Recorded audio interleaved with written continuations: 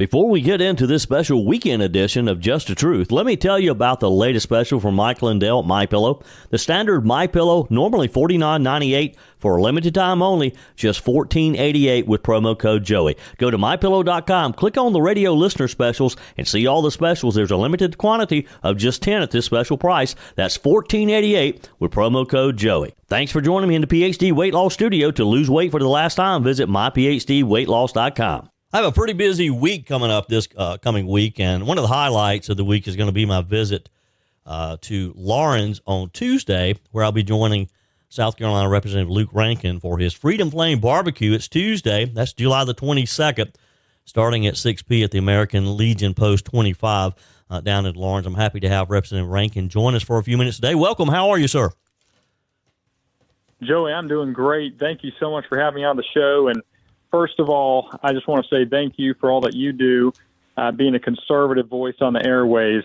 I've been listening to you for a long time and appreciate all that you do. Well, thank you for those kind words. And look, I'm looking forward to joining you for some great barbecue, spend some time with some patriots in Lawrence, and I want to talk about that in a minute. But first, you've been a pretty busy guy this past year. You served your first session in the South Carolina House representing District 14 in Lawrence County. You and your beautiful wife had your first child, and, of course, you've managed to keep your insurance agency running all at the same time. Wow, I get tired just thinking about it. Joey, it's been a wild year, to say the least, but it's also been an incredible year. A lot of great things have happened. Obviously, having me and my wife having our first baby girl just 2.5 months ago, she's a blessing. Her name is Eliana May, and she is bright in our world. And you touched on it. You know, we just wrapped up the first year in Columbia, serving in the House there. And wow, what a learning experience this first year has been.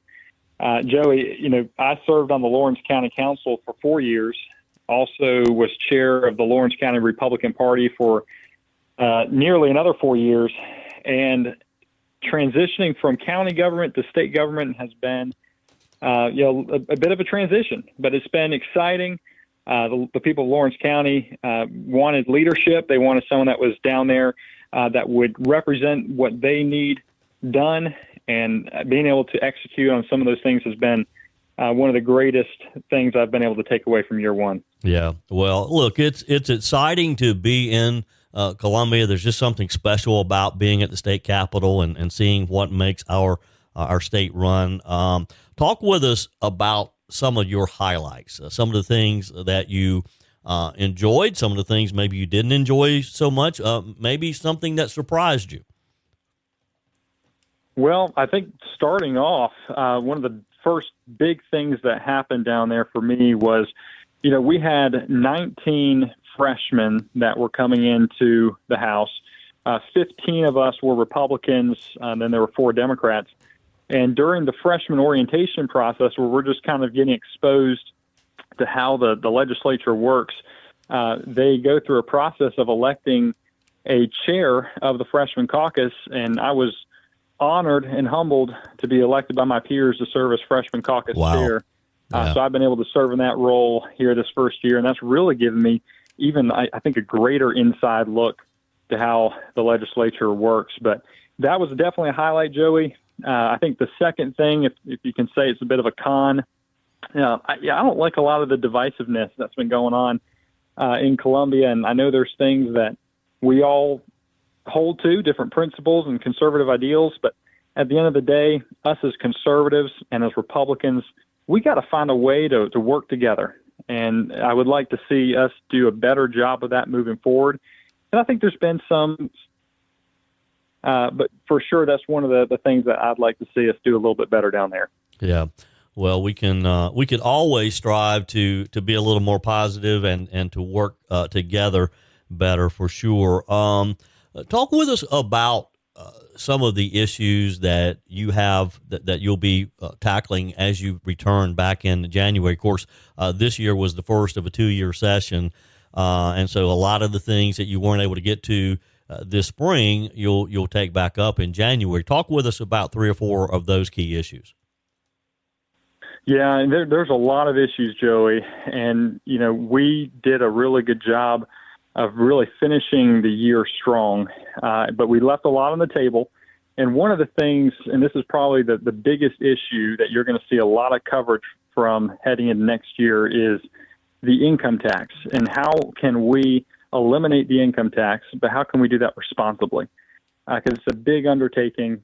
And you saw the House pass a bill that would set us on the road to eliminating the income tax, but the Senate wasn't able to pass it.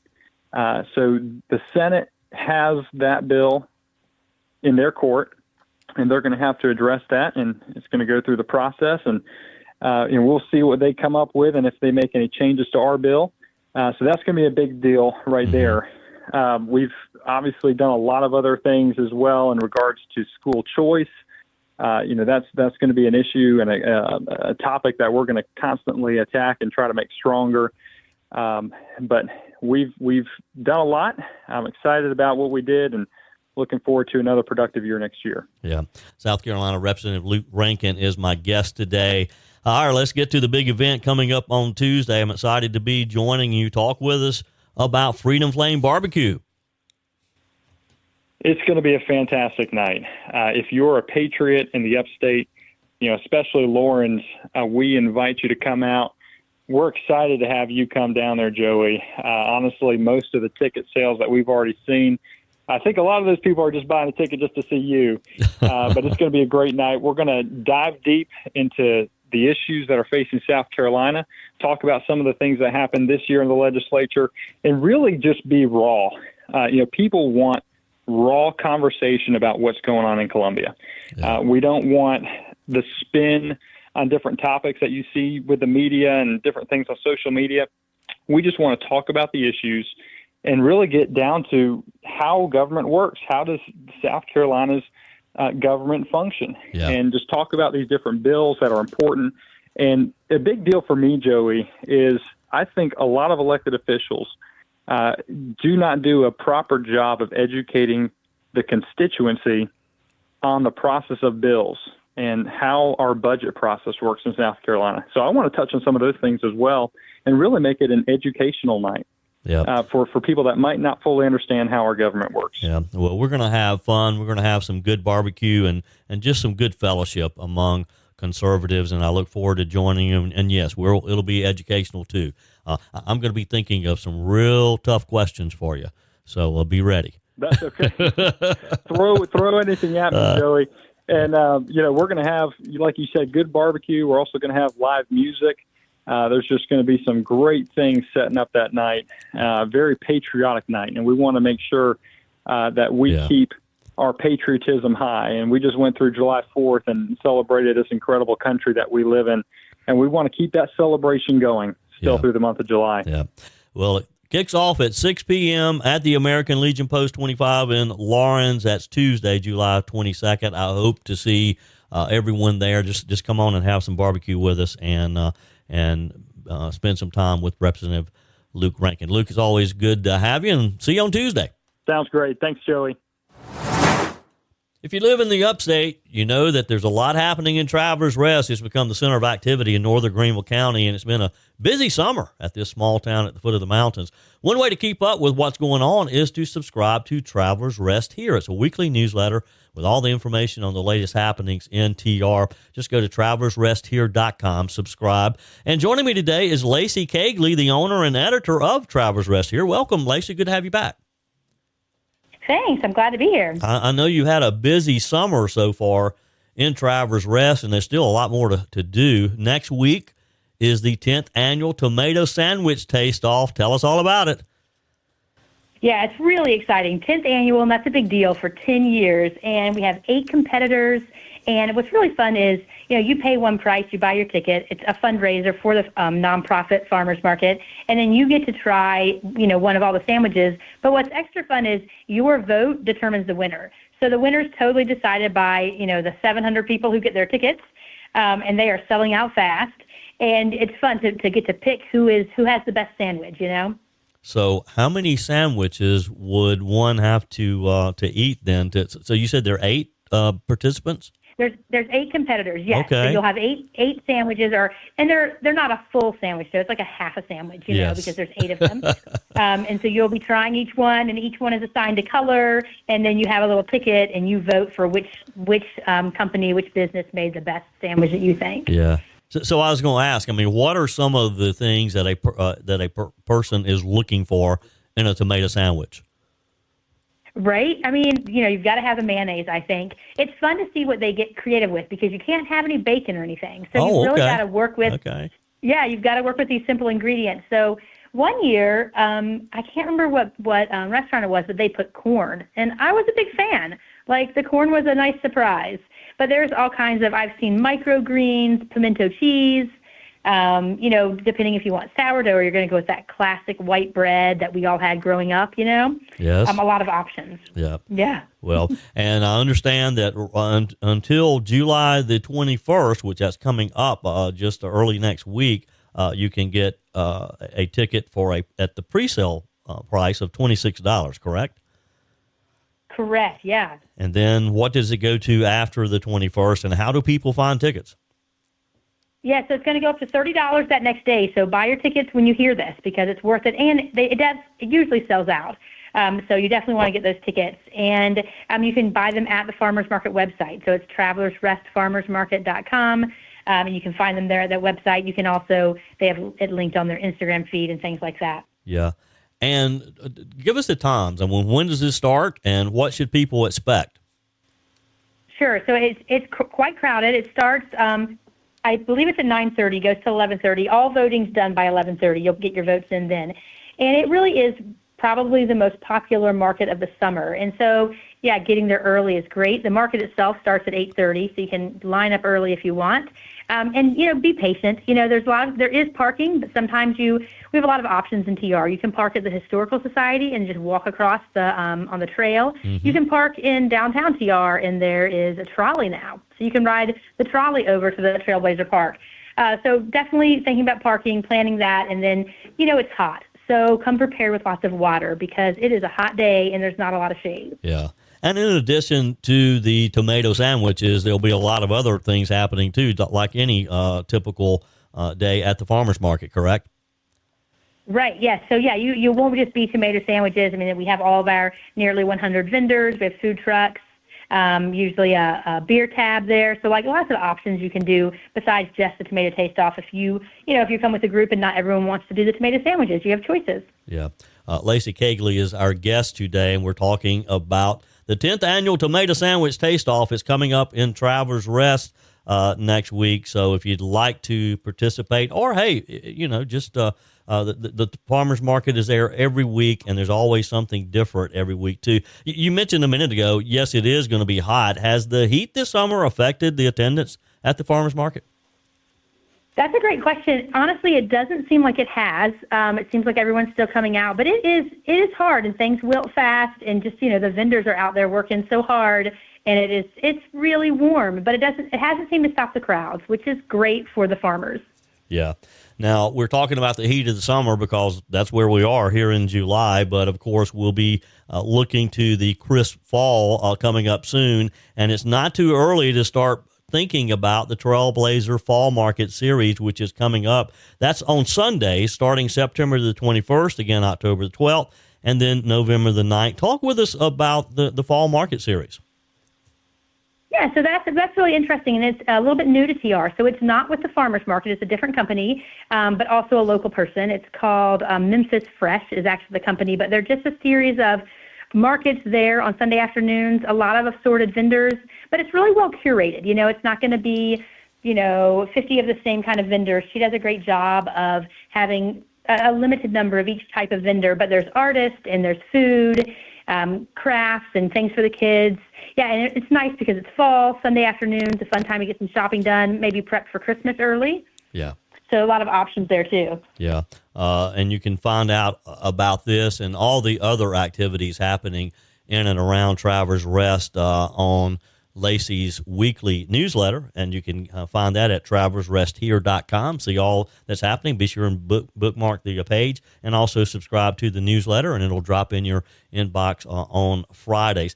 Now, Lacey, on a personal note, you have an event coming up in conversation with Lacey Kegley. You'll be talking about your book titled, Nevertheless, Essays on Divorce, Single Parenting, and Hope. Tell us all about this. Yeah, thank you for bringing that up. Yeah, I'm pretty excited. It's my first one in Greenville. I've done some things in TR. This is at M. Judson on July 29th at 5:30, and it's totally free to attend, and then you can buy the book there, which would be fabulous. But yeah, it's a neat opportunity to just kind of chat about what the book's about. And, you know, you hear in the title, there's kind of like a heaviness there. You've got divorce, single parenting, but I like to really pull people to that last word there of hope. I hope it's a book that, regardless of where you are in life, whether you've had any of these things I've gone through or something different or nothing at all, I hope it's a book that you can find hope in for just circumstances. You know, all of us have things in our lives that are a little out of our control, and I hope that it's an opportunity for you to see in the book, like, I don't know, some hope in beyond your circumstances. It's not just like a silver lining, really. I don't think that's it, but just a hope despite where you are and opportunities that are ahead of you and kind of the pivot that we all have to make sometimes in life. So it's all those things kind of inside that. Yeah, and again, that's coming up at M. Judson Booksellers, downtown Greenville. It's just a great bookstore. I love M. Judson. It is. There's always something nice going on there as well. July 29th at 5:30, and I would suspect, Lacey, that you'd probably get a book and you'd probably sign some too. I would love to sign it. That'd be so fun. Yep. Lacey Kegley with me today. Again, her newsletter and website, travelersresthere.com. Lacey, what are other things that people need to know about in Travelers Rest this summer?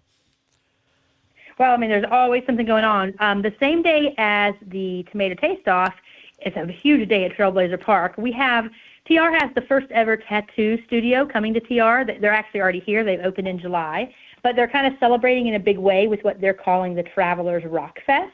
And it's from 2 to 9 on July 26th. And it's totally free, friendly to the family. There's a band, there's face painting, water slides, games, food trucks, vendors, cornhole competition, bounce houses, all kinds of things, just to sort of celebrate this tattoo studio, which we have never had one in TR before. Yeah.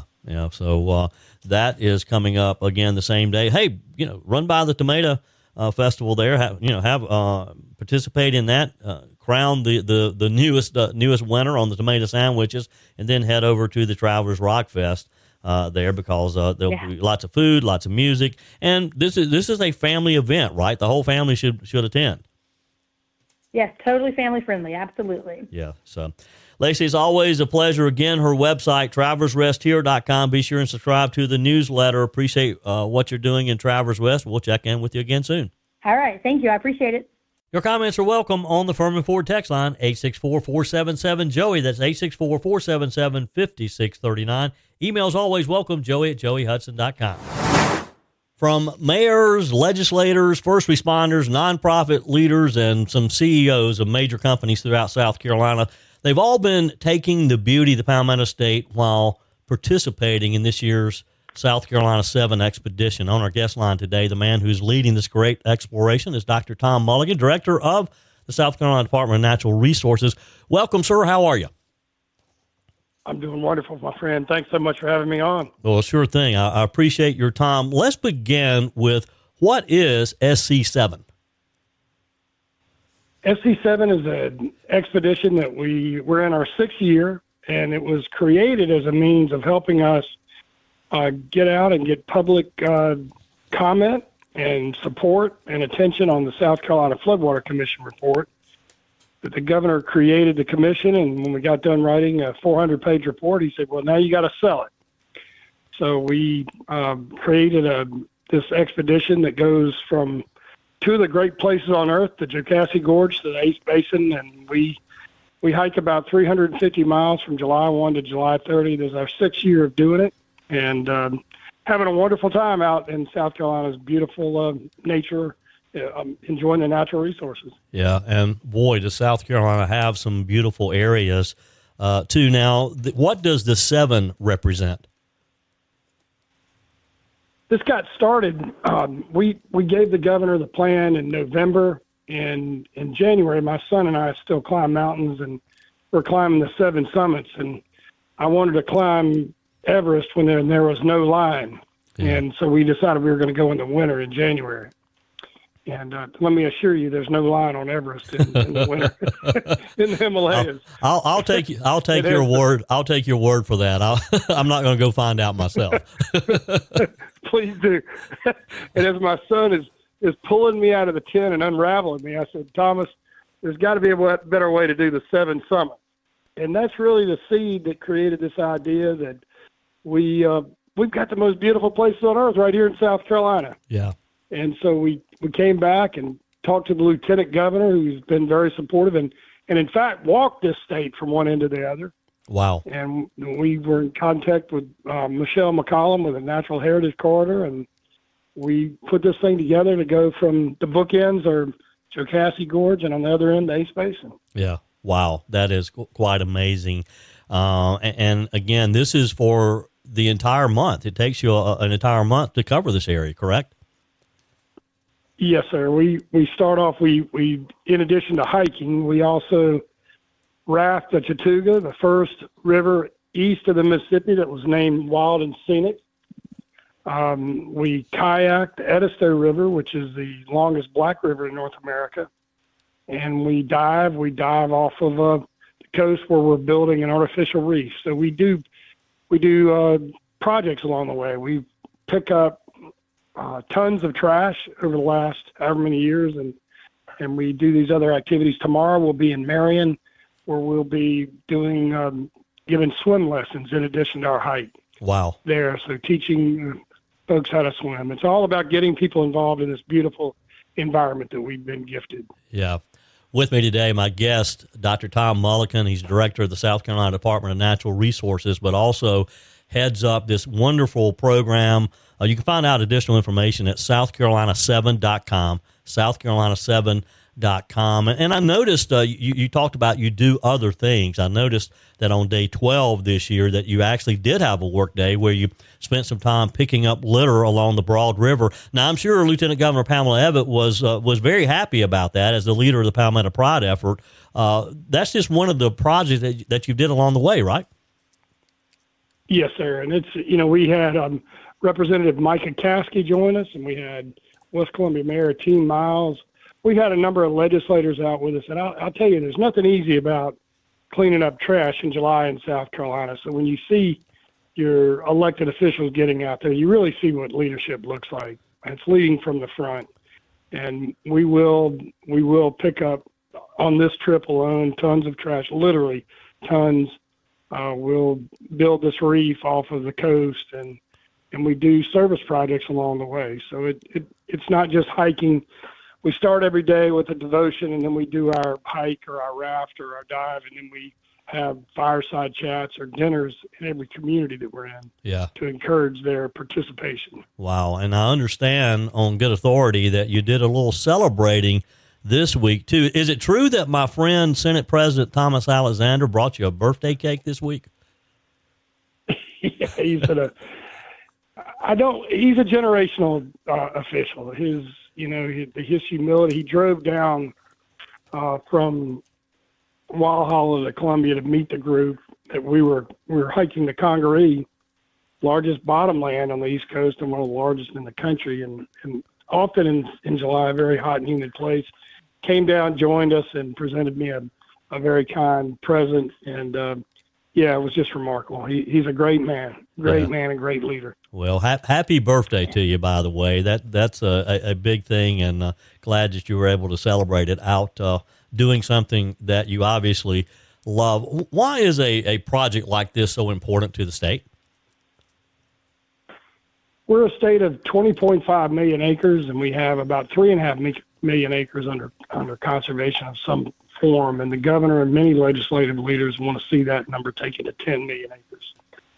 So I believe if we're going to move the needle, we got to move the people. And the easiest way to move the people and to get them involved is simply get them out and show them these places. Yeah. I'll tell you that to me, the thing that's different in South Carolina than many places around the world is we don't have our elected officials telling other people what they should do. we have our elected official putting an oar in the water. We're not aspirational, we're operational. So we're out there every day.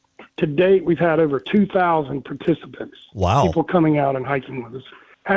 We had over 60 kayaks today in Sparkleberry Swamp, which is an enormous number of kayakers out there together with talks about what we're seeing, about how do we protect this. So it's, here, South Carolina, unlike most places in the world, I think there are 5 other states, we have a constitutional mandate to protect our natural resources. So it's very much embedded in the fabric of the DNA of our sandlappers, our South Carolinians. And this is just simply an opportunity to get out and show our state, our nation, and the world what we have going on. I'll tell you, last year, because we had so much, we had embedded broadcast media all the way down.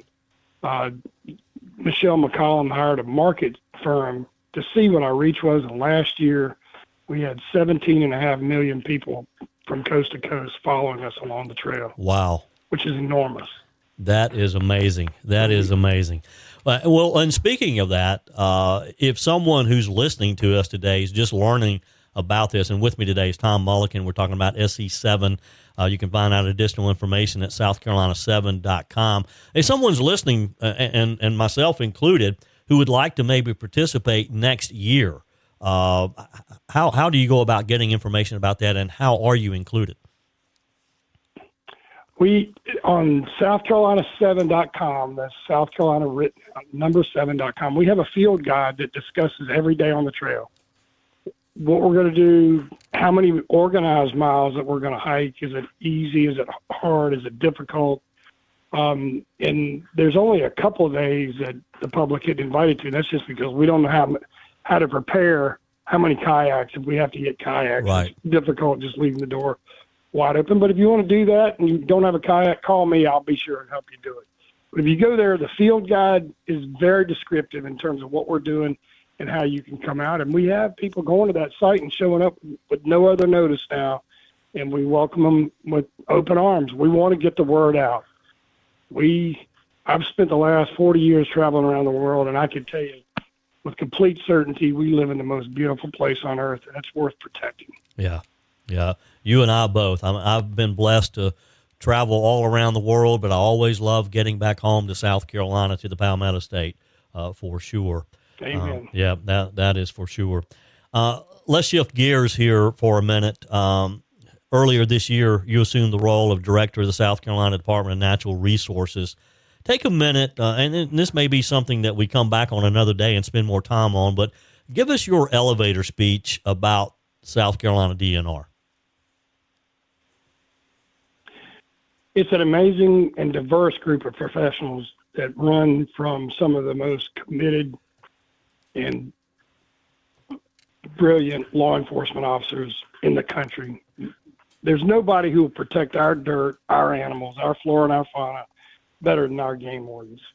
They're the one element of law enforcement that when they stop somebody, they know that they're going to have a knife or a gun. And they do a wonderful job on de-escalating, ensuring that our laws are followed, and encouraging people to operate safely.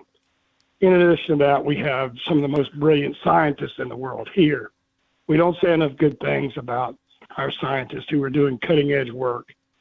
In the last several months, I've had an opportunity to go out and meet with scientists who've uncovered new types of lichens, which are natural air cleansers.